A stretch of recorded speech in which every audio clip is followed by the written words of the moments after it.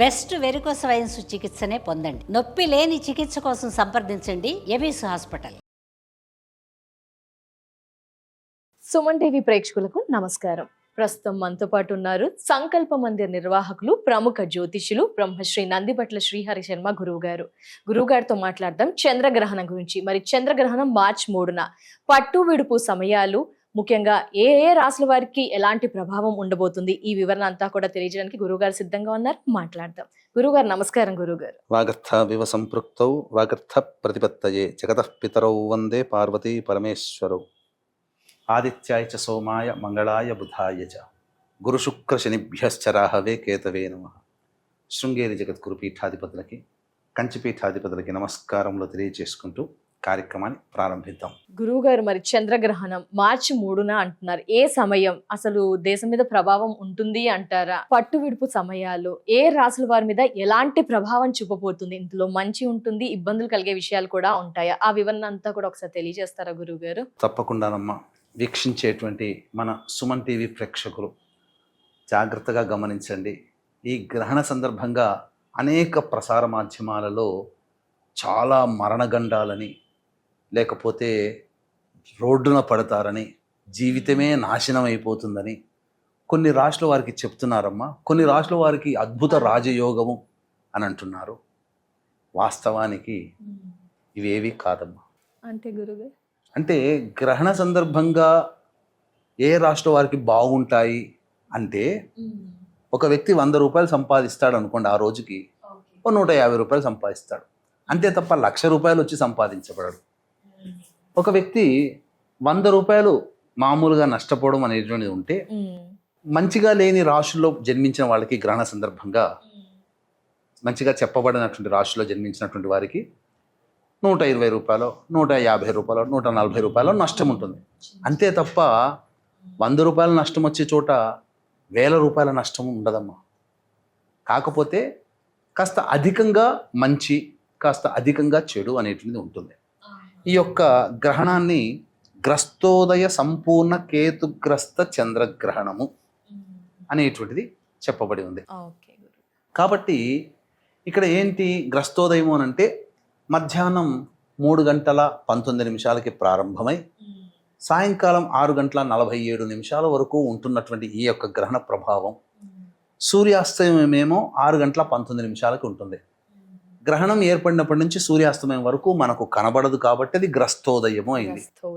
మరి నియమాలు అనేటువంటివి ప్రారంభం నుంచి పాటించాలా, చంద్రోదయం నుంచి పాటించాలా అంటే, సాధారణంగా మనకు అంతరిక్షంలో అనగా ఆకాశంలో సూర్యాస్తమయం అయిన తర్వాతనే చంద్రుడు పూర్తిగా గ్రహణం ఏర్పడినట్టుగా మనకు కనిపిస్తాడు.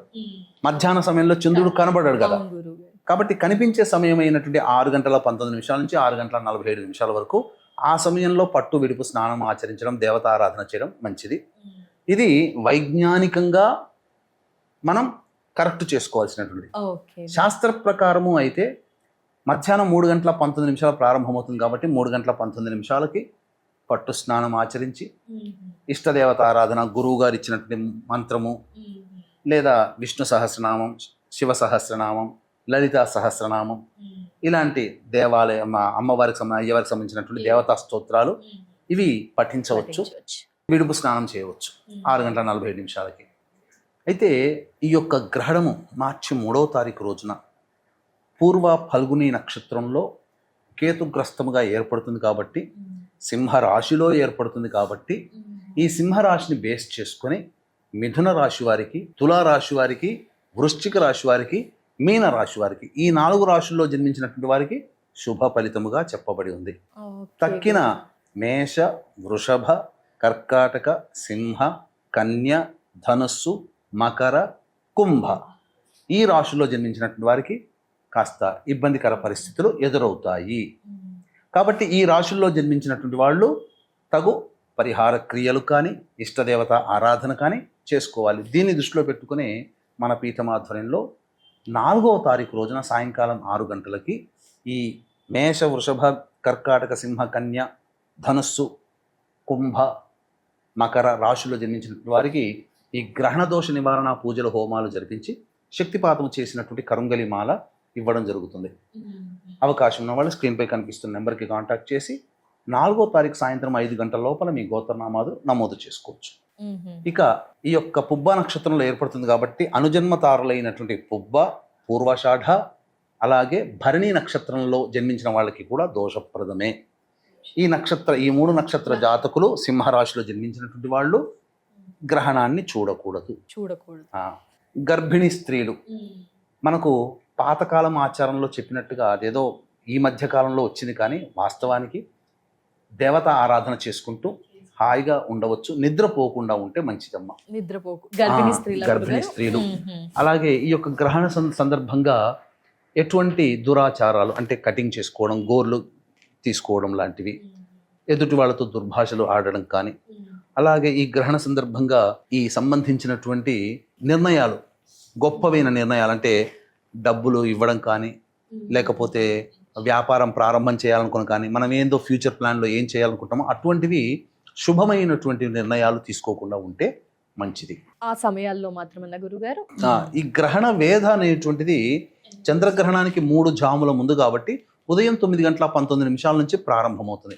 కాబట్టి ఈ నియమాలన్నీ కూడా మద్యపానము, ధూమపానము, మాంసాహారము, దాంపత్యము ఇవన్నీ కూడా ఉదయం 9:19 నుంచి మనం ఆచరించకూడదు. ఇక భోజనం ఎప్పుడు చేయాలండి అని అంటారు. ఉదయం 11 లోపల గనక భోజనం చేస్తే 3 గంటలకల్లా కడుపులో ఉన్న ఆహార పదార్థం జీర్ణమవుతుంది. బాలులకి, వృద్ధులకి, అనారోగ్యగ్రస్తులకి ఇవి నియమాలు చెప్పబడలేదు. కాబట్టి 11 లోపల భోజనాది కార్యక్రమాలు చేసుకుంటే చాలా మంచిది.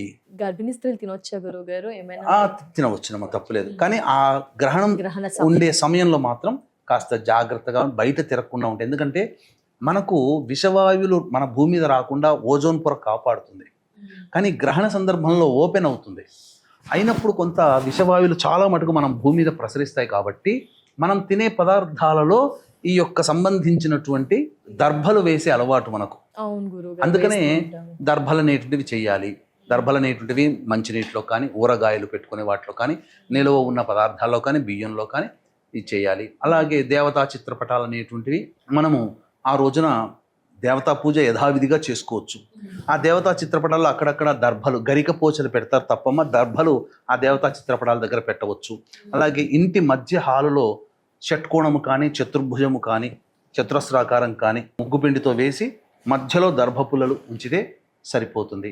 ఆ విషవాయువులన్నీ కూడా ఇంట్లో అనేటువంటివి ప్రసరించవు. ఇల్లంతా కూడా గాలి అనేటువంటిది చొరబడకుండా ఆ గ్రహణ సందర్భంగా 3:19 నుంచి 6:42 మధ్యకాలంలో గాలి చొరబడకుండా విషవాయువులు మన ఇంట్లోకి రాకుండా మనం మెయింటైన్ చేస్తే చాలా మంచిది. అనవసరంగా బయట తిరగకుండా ఉంటే మంచిది. అతినీళ్ళ లోహిత కిరణాలు అనేటువంటివి ప్రసరిస్తాయి. కాబట్టి భవిష్యత్తులో అది చర్మ వ్యాధులు కానీ ఉంటాయి. కాబట్టి చెప్పినటువంటి రాశుల్లో జన్మించినటువంటి వాళ్ళు అనగా మేష, వృషభ, కర్కాటక, సింహ, కన్య, ధనుస్సు, కుంభ, మకర ఈ రాశుల్లో జన్మించినటువంటి వారు, పుబ్బ, పూర్వాషాఢ, భరణి నక్షత్రంలో జన్మించినటువంటి వారు ప్రధానంగా ఇష్టదేవత ఆరాధన అనేటువంటిది చేసుకుంటే చాలా మంచిది. పట్టు విడుపు స్నానం అనేటువంటిది గ్రస్తోదయం అనగా 6:19 నుంచి పట్టు స్నానము, 6:47 విడుపు స్నానం చేయవచ్చు. దానాది కార్యక్రమాలు ఈ మధ్యకాలంలో అనగా 6:19 నుంచి 6:47 మధ్యకాలంలో దానాది కార్యక్రమాలు చేయవచ్చు.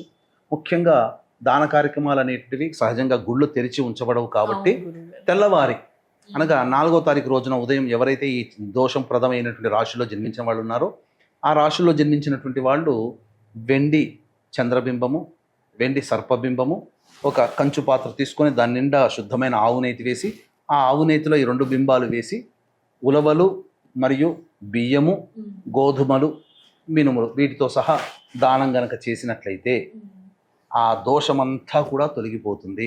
ఇక అన్నిటికంటే ప్రధానంగా కొంతమంది మత సాంప్రదాయం శిష్టాచారంగా ఉన్నటువంటి వాళ్ళు సాంప్రదాయవాదులు, ఉపాసన పరులు 3:19 నుంచే పట్టు స్నానము, 6:47 విడుపు స్నానం ఆచరిస్తారు. ఈ సమయం అంతా కూడా చాలా ప్రభావవంతమైనది.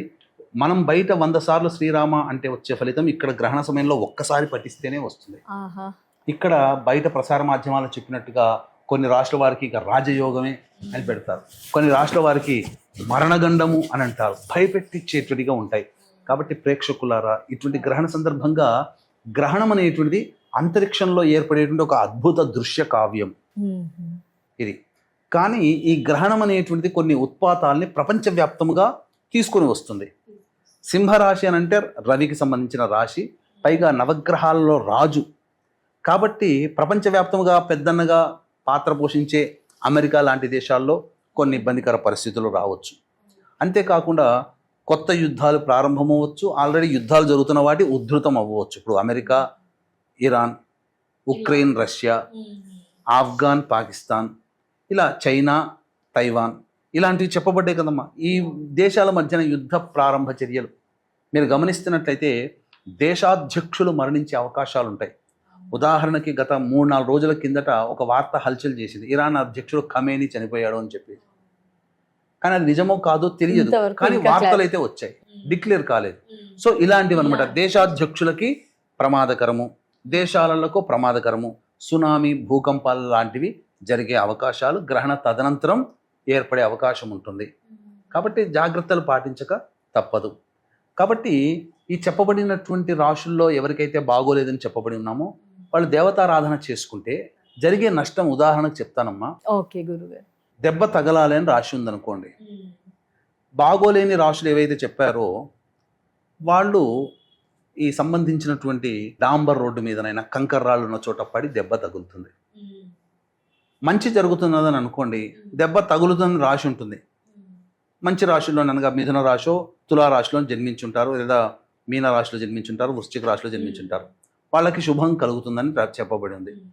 కానీ వాళ్ళ జాతకంలో దెబ్బ కింద పడాలి అనుకున్నప్పుడు ఈ గ్రహణ సందర్భంగా అది వాళ్ళకి యోగం కాబట్టి గుడ్డ పేలికలు ఉన్న చోటనో లేకపోతే ఇసుక ఉన్న చోటనో పడి చిన్న దెబ్బ, అది నష్టము కొద్దిగా ఎక్కువ నష్టం, లాభము కొద్దిగా ఎక్కువ లాభం, అంతే తప్ప రాజయోగాలు, చక్రవర్తిత్వాలు, మరణగండాలు, జాతకం నీచ స్థానానికి పడిపోవడం అట్లా ఏమి ఉండదు. ఎందుకంటే అవకాశం ఉంటే ఈ దోషాలు ఉన్నాయి కదమ్మా, ఈ చెప్పబడినటువంటి రాశులు అనగా మేషరాశి, వృషభ రాశి, కర్కాటక రాశి, సింహరాశి, కన్యా రాశి, ధనుస్సు రాశి, మకర రాశి, కుంభరాశిలో జన్మించినటువంటి వాళ్ళకి దోషప్రదం ఉన్నారు. కాబట్టి మన పీఠమాధురంలో 4వ తారీఖు రోజున సాయంకాలం 6 గంటలకి ప్రారంభమయ్యేటువంటి గ్రహణ దోష నివారణ కార్యక్రమంలో ఈ రాశిలో జన్మించిన వాళ్ళు పాల్గొన్న గోతనామాలు నమోదు చేసుకోవచ్చు. శక్తిపాతం చేసినటువంటి కరుంగలి మాల ఇవ్వడం జరుగుతుంది. సాయంకాలం 4వ తారీఖు సాయంకాలం 5 గంటల లోపల గోతనామాలు నమోదు చేసుకోవచ్చు. ధన్యవాదాలు గురువు గారు. చంద్రగ్రహణం పూర్తి వివరణ మాకు మా వ్యూయర్స్ కి అందించినందుకు నమస్కారం గురువు గారు. సర్వం శ్రీ ఉమామహేశ్వర పరబ్రహ్మార్పణమస్తు.